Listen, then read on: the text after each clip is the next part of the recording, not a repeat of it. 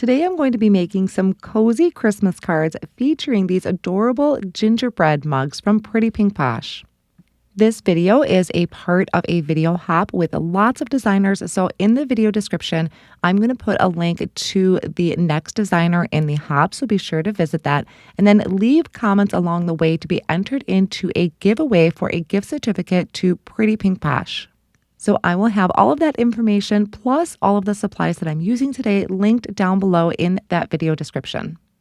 Now, some of the sets that I'm going to be using today is going to be the Christmas holder editions, which is on the left-hand side, and the gingerbread mugs, which is on the right-hand side. So I'm using the holder editions to kind of decorate it. Another set that I'm going to be using is the Gingerbread Friends stamp and coordinating die. There's a sentiment on there that I really loved, and there's a coordinating die for it. And then I'm also going to be using the layered gingerbread stencil for my background. I'm going to start right away by creating my mugs, and I did a lot of my die cutting off screen to save some time, so I will be gluing a lot of these pieces together. I do have the video sped up a little bit to save you some time, and I'm going to try and remember all the cardstock colors that I used because I did pull from quite a few companies in my stash. There was just a color scheme that I really wanted to do, and so I kind of just dug through everything that I had. So the mugs themselves, the gingerbread mugs, which is so cute, it creates a mug that are facing each direction. Those are created with a fawn cardstock from Spellbinders. The top of the mug, where it looks like there's cocoa in there, is warm cocoa cardstock from Gina K Designs. All of the white is Hammermill. And then the handles, the pink one is Blush, and the light teal one is Seaside, both of those from Spellbinders. Now, in the gingerbread mugs die set, you get two options for the frosting. There's one, which I like to call the loopy frosting, and then there's another set that creates what I call the squiggly lines. So those go on the arms and also on the legs. I did a gingerbread in a different video, or in a different card, that I put the squiggly lines actually up on the head because it formed like the entire gingerbread. And I thought the squiggly ones or the loopy ones looked really cute at the top of the head as well. I also went ahead and added the kind of whipped topping on the top of my mugs. We have the die that creates the faces, and I like to lay those out first before actually picking them up and attaching them. I personally like to use my tweezers, but I did bring out my perfect picker, that wax tip, to help me get them out of the craft stacks because those can be tricky sometimes. And I just have some liquid glue that I'm adding little dots of and then placing it down onto the mug. Then we have a bow tie, so you can put it as a bow tie or as a hair bow. And then the buttons I did in poppy cardstock and also Seaside cardstock. I'm going to dress those up a little bit more later on. The candy canes that suddenly appeared on screen, I did those off camera, glued them together because those pieces got pretty small and you probably would have just seen the top of my head the whole time. The candy canes I want to put kind of sticking out of the mug, so I added some liquid glue to them, and then I'm layering them behind that whipped topping on the top of my pink mug. Then we have some little peppermints. So I did the wrappings out of Blush and Poppy cardstock. The Poppy is coming from Concord and Ninth. They have a really nice bright red that I like to use.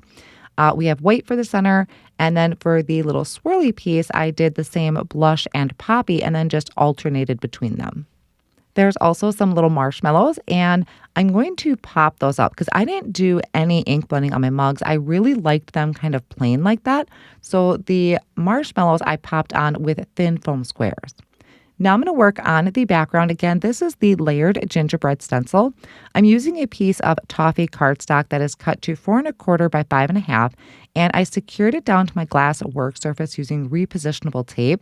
And I'm starting with the first layer of the stencil, which is going to give me the largest open area of the gingerbread. I'm applying toffee ink with a large blending brush, so it's going to be a tone-on-tone look. I'm kind of going for just a subtle background. Now, the second layer of the stencil is going to add the smiley faces and the gumdrop buttons and kind of that fun little details. I'm using toffee cardstock or toffee ink for that as well, but a smaller blending brush. So I could get in there a little bit better and apply a little bit heavier of a hand of ink. Now I added this to my splat box, and I'm going to splatter it with the white acrylic spray mixed with a little bit of water and just splattered my background.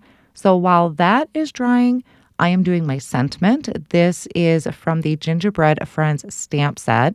I stamped it in a VersaFine ink. I cut it out with the coordinating die, and then I die cut that sentiment out 2 more times from white cardstock and layered it together with a liquid glue to build up the dimension. I really like stacked die cuts and stacked sentiments. I very easily could have just trimmed this panel down with a paper trimmer, but I wanted that beveled edge, so I used a nesting rectangle die so I can get that nice clean edge. I trimmed it so it's going to be 4 1/4 by 5 1/2, and I added that to a side folding card base. Now I could start placing my decorations on top. So I placed the mugs on the cardstock the way that they would fit the best. I'm adding the two together with some tape runner just to kind of tack those two together so they stay in that perfect formation. And then I'm going to flip it over and add some foam tape to the back so I can pop these up on the front of the card. Once I have that covered with the foam tape, including the handles, because I don't want any saggy areas, I remove the backing and I'm placing that on the front of the card.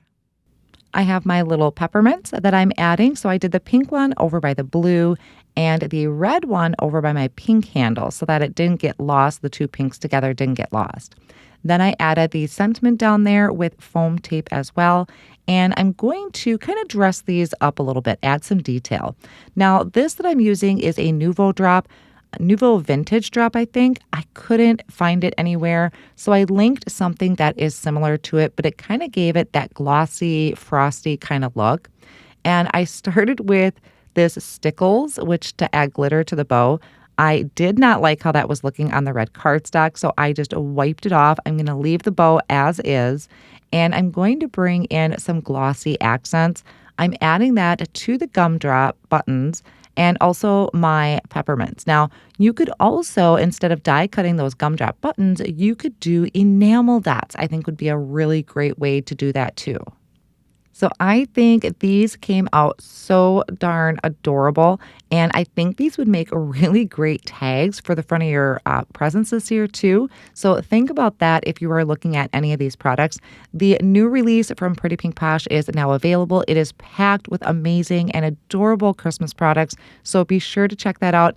And also click to the next person in the video hop so you can see more inspiration using this brand new release. Thank you all so much for spending some time with me today. If you are not already a subscriber, I would love it if you subscribe to my channel, hit the bell to be notified when new videos are posted, and if you enjoyed it, I would love it if you hit that thumbs up button.